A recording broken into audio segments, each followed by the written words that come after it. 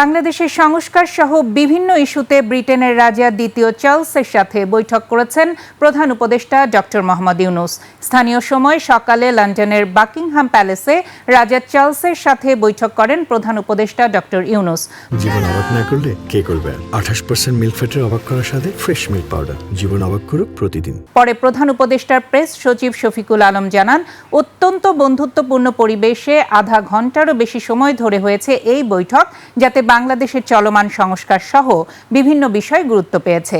রাজা চার্লসকে ডক্টর ইউনূসের পুরনো বন্ধু বলেও উল্লেখ করেন প্রধান উপদেষ্টা। এটা একটা প্রাইভেট মিটিং ছিল, এটা ওনারা দুইজনই ছিলেন ওই মিটিংয়ে, এবং সেই মিটিংয়ে বাংলাদেশের যে একটা বড় রকমের একটা যে ট্রানজিশন হচ্ছে সেগুলো নিয়ে কথা হয়েছে। আর আমাদের চিফ অ্যাডভাইজার কিং চার্লসকে জানিয়েছেন যে তারা কি রিফর্ম ইনিশিয়েটিভ নিয়েছেন।